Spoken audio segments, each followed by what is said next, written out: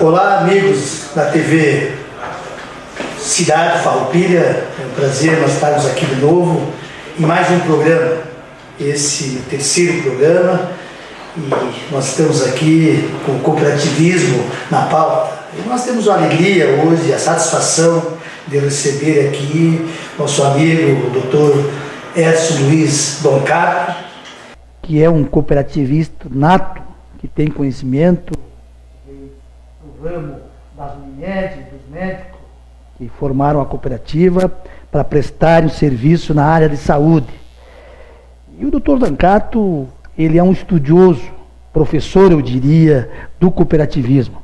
E é uma satisfação, doutor, termos aqui o senhor hoje para nós conversar com nossos telespectadores, para informá-los e falarmos um pouco do cooperativismo. Muito obrigado, Iana, pelo convite. É sempre uma satisfação quando tem uma oportunidade de divulgar o cooperativismo. Eu descobri há uns tempos atrás essa minha afeição, então assim, esse apaixonamento pelo cooperativismo, porque são coisas que vêm de dentro e que necessariamente precisa ser transmitida, passada, para que as pessoas tomem conhecimento. Então, há muito tempo, desde 89 que eu entrei 84 que eu entrei na cooperativa, só em 97 que eu fui me inteirar de alguns aspectos que são inerentes, que as pessoas poderiam produzir mais. Então, há muito tempo eu venho estudando e venho participando do comitê educativo dentro da Unimed, que é a Unimed Cooperativa de Saúde, né, dos médicos, e o cooperativismo se expande em todos os ramos, em todas as áreas. É muito importante que a gente consiga, através desse teu programa, fazer com que as pessoas se sensibilizem e comecem a enxergar o cooperativismo como uma coisa boa. O senhor ingressou no cooperativismo aqui em Farroupilha como médico, ou se associou já em outros municípios e veio para cá cooperativado? Eu entrei na cooperativa em 84.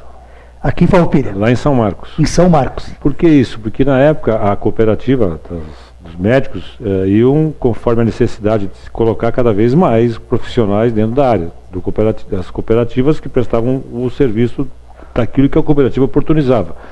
E só em 97, que em decorrência da minha eleição para o conselho, surgiu a oportunidade então de fazer uma pós-graduação na Unicinos. Eu fiz um na Unicinos, depois fiz outro na Universidade de Gama Filho, e fui escolhido pela Federação das Universidades do Rio Grande do Sul como coordenador de educação cooperativista. Eu passei 3 anos viajando o estado todo, preparando material, que é um material bastante abrangente, que depois, com o tempo, a gente vai ver que o processo é continuado, permanente, e as pessoas precisam entender que mecanismo é esse, afinal de contas, porque se as pessoas não conseguirem ter essa visão, fica muito difícil tu querer pregar alguma coisa.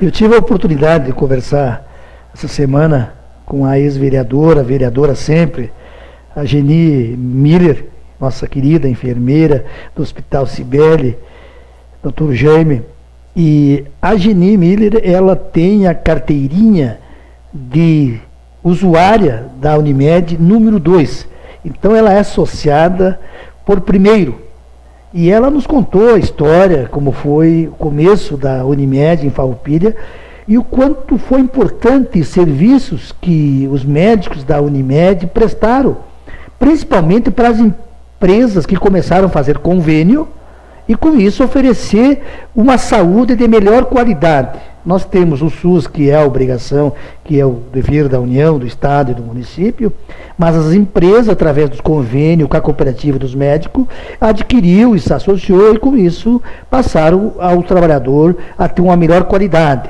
Então eu gostaria que o senhor falasse nesse início um pouco sobre a atividade da cooperativa inserida aqui na nossa sociedade, na atuação na área de vocês, que é a saúde. Bem, antes de entrar propriamente na questão local, Farroupilha, eu tenho que fazer um histórico para saber como é que se chegou até esse ponto.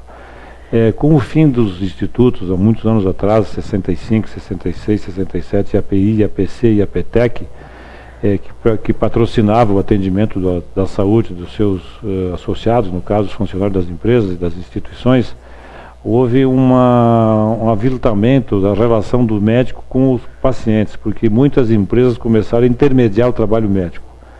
E o Sindicato Médico de Santos, de 1967, através do Dr. Edmundo Castilho, criou então a primeira cooperativa. Qual era a proposta?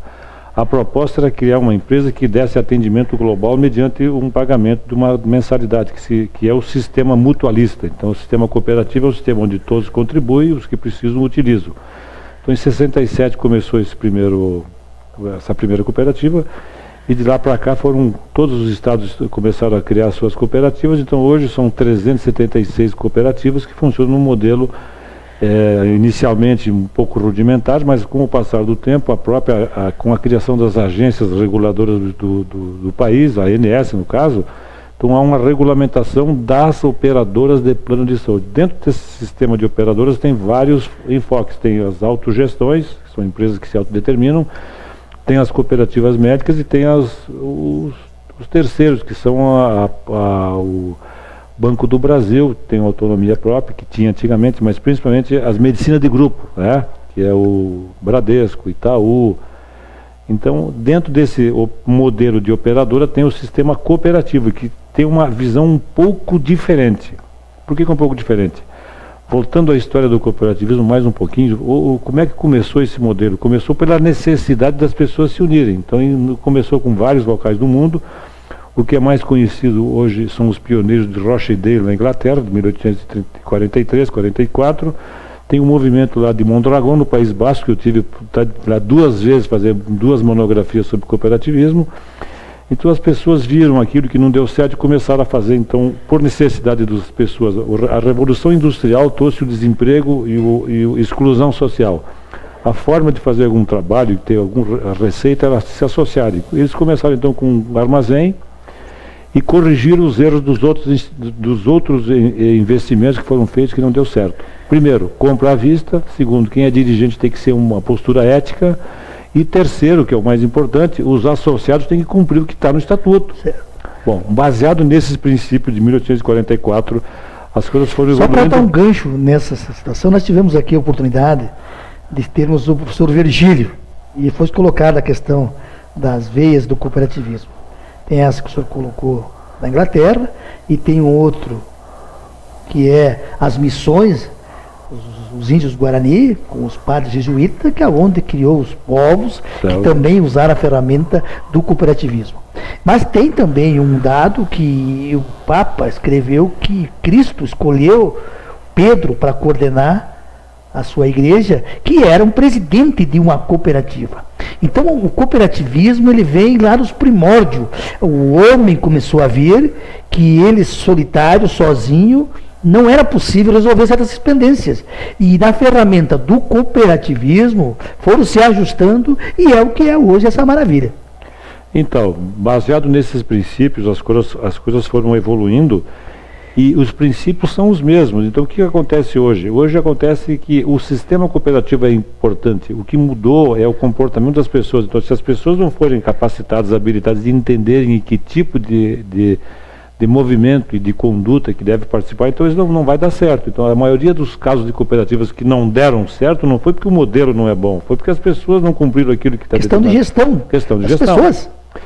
E outra coisa, como diz o professor Vigílio, eu acho que até foi o padre Odelso Schneider, as pessoas não nascem cooperativistas, elas podem ter uma tendência, mas elas precisam ser trabalhadas, instruídas. Então a educação cooperativista é o padrão ouro do cooperativismo. Para que isso aconteça, precisa que alguém passe esse tipo de informação para as pessoas interessadas. Por isso que está havendo no mundo inteiro vamos dizer assim, as pessoas querem achar uma solução e não sabem qual, mas também elas não têm conhecimento de como funciona. Por isso que precisa, em cada localidade, as entidades que atuam nesse setor, ou SERGs, ou até a própria SESCOP, tem que oportunizar conhecimento para depois então fazer um negócio. Porque se tu convida alguém para uma cooperativa e não explicar, não discutir, lá na Inglaterra, na Espanha, eles levaram 13 anos discutindo qual é o modelo que vamos implementar, porque lá também houve guerra civil, houve desemprego. Então, todas as vezes que existe uma crise, vamos dizer assim, de qualquer coisa, ou quando tem escassez de qualquer, ou de trabalho, de alimento, então uma saída é o cooperativismo. E já dizia o padre Arrismen de Areta, lá do País Basco, que as necessidades nos unem e as ideologias nos separam.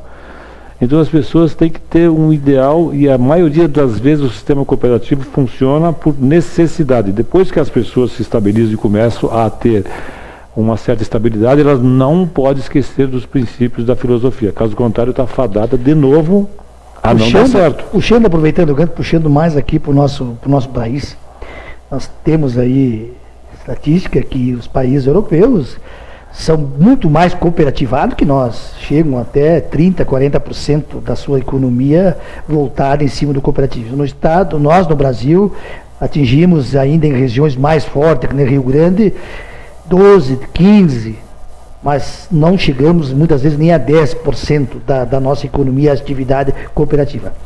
Mas um assunto que o senhor sempre defende, e eu comungo com a ideia, é a questão da informação e da formação. Nós temos um exemplo claro aqui no nosso município, que são as cooperativas habitacionais, que são pessoas, operários, que vieram de fora e acharam na ferramenta do cooperativismo para tentar buscar, alavancar recursos para resolver a questão da moradia. Porém, eles não têm o conhecimento e a prática do cooperativismo. E aí, doutor, que o desafio não estaria no momento de nós aqui na região ter um órgão, um instituto, uma fundação, para nós fazer parceria com o sistema Sescop, que tem recurso, que é do próprio cooperativado, para nós investir em informação e formar, para que o associado entenda o processo. Quem é o dono da cooperativa é o associado, e as decisões têm que ser tomadas por ele, no colegiado. Não fazer muitas vezes que aparecem alguns paraquedistas, tomam conta daquele sistema e fazem negócio. E o negócio no cooperativismo tem que ser no plural, nunca no eu. Tem que ser bom para todos. Então eu gostaria de provocar o senhor nesse sentido, nessa questão da preparação desse povo para ser mais cooperativo e entender do processo para ele poder. Tem tantos outros ramos que poderia, a educação, por exemplo, em Farroupilha, poderia ter uma cooperativa de educação aqui. Exatamente. Enfim, outros ramos. Mas, doutor, gostaria que o senhor nos colocasse nesse viés aí a questão da educação, de ter um órgão. Bem, Ano, então nós temos um instituto que foi criado em 2004 em Porto Alegre por um grupo de pessoas também muito interessadas no cooperativismo, e eu fui convidado a participar também daquela ocasião. E esse instituto ele já está habilitado, está registrado no cartório de registro especial, né, não é na junta comercial, é no cartório de registro especial de pessoas jurídicas. E ele está agora com uma alteração no estatutária para fazer porque nós fizemos, inclusive o doutor Virgílio Pérez participou da elaboração do estatuto. Ele foi feito um estatuto de instituto com as normas e regras de cooperativa. Nós enxugamos eles, está pronto, já está no terminal, já essa questão da seria, no caso, quase que uma cooperativa de educação?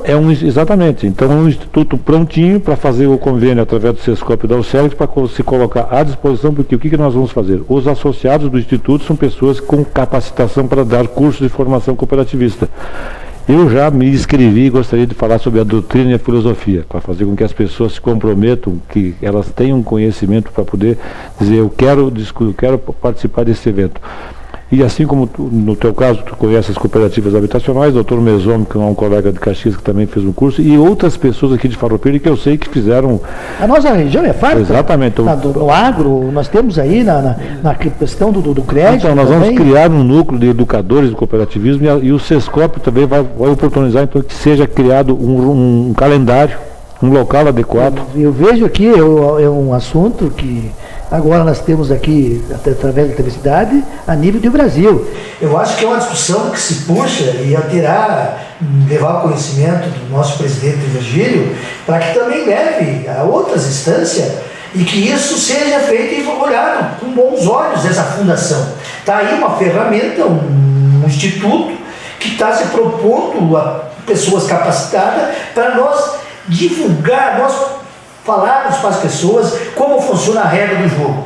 Porque no sistema cooperativo, é o que o senhor falou, muitas cooperativas quebraram não por falha do sistema, por falha de gestão. Pessoas que muitas vezes, até de boa fé algumas, mas muitas até de má fé, que começam a fazer negócio paralelo e botam a economia da cooperativa, comprometem, e isso mancha a imagem do cooperativismo.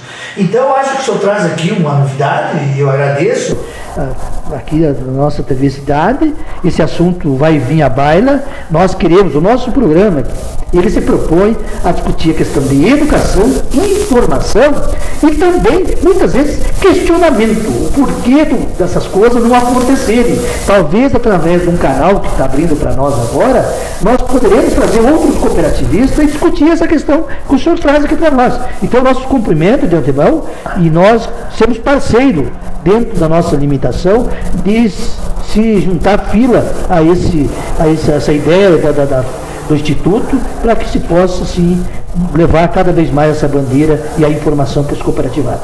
Bem, assim que nós tivermos alguma coisa mais ou menos alinhavada, tu vai ser comunicado e nós vamos providenciar, então, que seja divulgado pela TV e pelas rádios, aí como é que vai funcionar. Uma coisa importante que eu, num trabalho, numa monografia que eu fiz sobre o desafio da empregabilidade na globalização, tem um material que diz o seguinte: está cheio de gente que quer fazer alguma coisa e não sabe o que, e está cheio de gente que quer fazer alguma coisa e não sabe como. Algumas pessoas, por exemplo, querem ter acesso a algum trabalho, mas não sabem o que fazer. Quero fazer, mas não sei o que. E outro, eu sei o que eu quero, mas não sei como. Exemplo prático: com essa questão da globalização e da exclusão social pela máquina, as pessoas menos capacitadas não têm o que fazer. Então, eu já sugeri várias vezes um assunto que é importante, a criação de cooperativas de trabalho, por exemplo, para fazer o saneamento básico da cidade, fazer esgoto e colocar manilha em todas as ruas. O que falta para as pessoas que começam esse cooperativismo de trabalho, que são pessoas mais humildes, sem muita habilidade, assim, não é capacidade, mas sem muito traquejo de se organizar, o que pode ser feito com esse pessoal é exatamente treiná-los para que eles possam ter acesso ao mercado. O que acontece com as pessoas? Elas produzem e precisa que alguém compre. Uma cooperativa não pode competir hoje no mercado com as grandes empresas capacitadas, porque elas não têm todos esses pré-requisitos. Então, se tu criar uma cooperativa de trabalho que seja contratada via contrato da prefeitura por uma licitação, e que tu sabe que aquelas 50 pessoas que não têm o que fazer, porque não têm oportunidade de trabalho em decorrência da incapacidade técnica, bom, nós temos aqui um serviço fixo, eu sei que eu vou trabalhar durante 5 anos, vamos ganhar um valor que vamos nos distribuir, e tem o trabalho. Então, além de fazer o trabalho de fazer uma sugestão, de fazer toda a colocação dos esgotos, eles vão produzir a manilha. Vem de encontro o nosso problema em Farroupilha. Nós temos em Porto Alegre a Vipa, que faz a coleta do lixo de Porto Alegre. São pessoas humildes que estão lá na rua, incluído muitas vezes pessoas presidiárias, pessoas excluídas da sociedade, que encontram na cooperativa uma maneira de se juntar, se incluir à sociedade. E nós temos aqui em Farroupilha a questão da coleta do lixo, é uma pendenga, ora é uma empresa, ora é outra. Por que não levantar essa sugestão que o senhor está colocando aqui, de se formar uma cooperativa de trabalho? Exatamente. Com essas pessoas que já vivem no meio e que vão competir e que vão ser contratadas, porque elas precisam ter acesso a alguém porque se tu não tem quem compra o teu produto, que é o consumidor, não adianta produzir. Então, para determinadas circunstâncias, tu tem que ter uma linha, chamada uma linha de montagem, linha de produção, aonde vai desde o começo. Por exemplo, há muito tempo atrás eu levantei um assunto numa discussão lá na Aurora, a gente tem um curso de capacitação lá com os associados da Aurora em Bento Gonçalves, e se chegou à conclusão seguinte: não tem fábrica de garrafão ou de garrafa aqui na região, ou de garrafa, principalmente para engarrafar esses vinhos que é produzido. Por exemplo, e que o pessoal compra de fora. Então, só pode ter-se a colocar uma fábrica de garrafa se as empresas que produzem e utilizam esse equipamento se comprometessem a comprar, porque aí ela tem o mercado certo. Então, o que precisa nas cooperativas de trabalho, se porventura forem criadas, é, primeiro, capacitá-los para que eles saibam o que está acontecendo, qual é o mecanismo. Não tem vínculo empregatício, ele é dono do negócio, tem rateio de sobra ou rateio do prejuízo, mas principalmente ele é o patrão dele. Não querendo nivelar, mas é como a cooperativa dos médicos, que são profissionais preparados que prestam o serviço da saúde. E no caso seriam pessoas preparadas para prestar o serviço na coleta e na organização da questão do meio ambiente. Nós temos informação aqui, doutor Doncato, que em Farroupilha não se recicla nem 5% do que se tira das casas e da rua que leva para lá. Então tem que ampliar, temos enterrando dinheiro, além de nós termos um aterro que está queimando, urgindo todo dia, queimando gás, que daria para nós buscar uma outra discussão de aproveitar isso aí, quem sabe vir uma empresa de fora até da Europa, para nós trabalharmos com outro ramo que tem dificuldade, que é o agronegócio, a questão da sobra da burra da uva, que pode também fermentar, gerar gás. Então é uma discussão que se abre através de uma pequena ideia, que é um leque que pode ser ampliado e vai vir a favor do meio da cidade e de Farroupilha. O dinheiro vai empregar as pessoas aqui, vai gerar riqueza aqui, as pessoas vão gastar no comércio, a cadeia toda se move com ideias práticas e simples, como o senhor está colocando. Exatamente, a cadeia produtiva e a cooperativa tem pelo 7º princípio, que é gerar o crescimento da própria autonomia, diferente daquelas, tem vários exemplos, né, dos produtores de leite, produtores de produto agropecuário, então agrícola, que deixam de entregar a mercadoria porque vão ganhar uns 2 ou 3 centavos a mais por quilo e acabam destruindo toda a estrutura do cooperativismo daquela outra região. Então, é possível desde que se discuta, e tem que ter, na minha opinião, um local adequado. E eu acho que esse Instituto e o Sescop e o Sergues vão trazer essa lacuna, e daí os interessados, né, porque as pessoas não podem dizer depois que não sabiam, que não tiveram oportunidade, porque depois que toma conhecimento não pode dizer mais que tu não sabia. Então, eu acho que é importante ter esse foco. Pode ser uma utopia, vamos dizer assim, né? Porque hoje em dia é muito difícil. Mas, com certeza, tem pessoas... Tu pode olhar aí, essas pessoas que andam... Eu tenho essa opinião, que andam juntando lixo no seu carrinho, seja da forma que for. Esse cara é um empreendedor, é um empresário. O que precisa é apoio para alguém organizar que as coisas ganhem uma outra perspectiva, mas basta capacitá-los. E isso pode ser feito por vários grupos, não precisa ser nem a Alcerdes, nem o Instituto de Brascope, pode ser várias agremiações, pode ser várias entidades, né? O pessoal dos clubes de serviço já fazem a sua parte. Eu acho que essa parte doutrinária e filosófica do cooperativismo tem que ser área específica, porque gera muita dúvida. E a gente só pode começar alguma coisa quando todos concordarem ou tiverem noção do que está acontecendo. Porque conhecimento. Sem conhecimento não vão lugar nenhum. Mas nós gostaria de aproveitar para nós falar nessa última parte do nosso programa, como está aqui a Unimed hoje. Nós temos aqui um hospital que está em processo de construção ainda. A cooperativa, nós sabemos que tem bastante adesão de usuários no nosso município, é um índice bom. E hoje, a nível local, regional, até nacional, as cooperativas médicas, as Unimed, elas têm algumas dificuldades de mercado, de concorrência? Só para te saber, então, hoje quem deveria estar aqui conosco também era o presidente da Unimed, Dr. Marcelo Freire, que está por compromisso já previamente assumido, não pôde comparecer, me delegou essa procuração para quem quer representar algumas coisas sobre a cooperativa.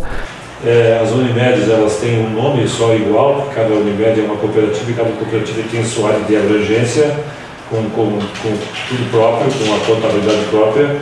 O sistema cooperativo é um sistema de mutualismo, onde as pessoas vão fazendo acumulação e fazem a utilização daqueles que precisam.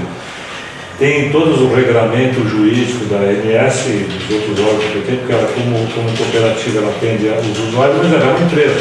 Paga os impostos, a outra coisa que tem é a questão do lado cooperativo.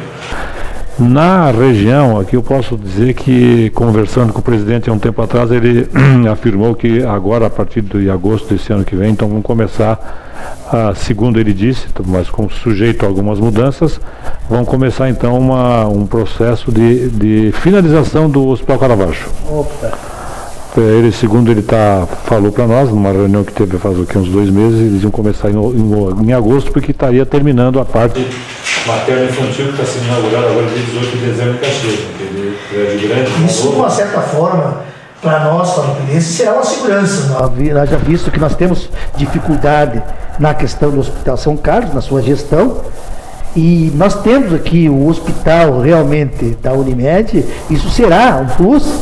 Eu acho que deve ser complemento. Por exemplo, o Hospital São Carlos tem mais na área de traumato, de urgência, emergência e UTI, né? E o Hospital Caravaggio seria mais paciente um pouquinho mais eletivo, não tem tanta essa questão da urgência.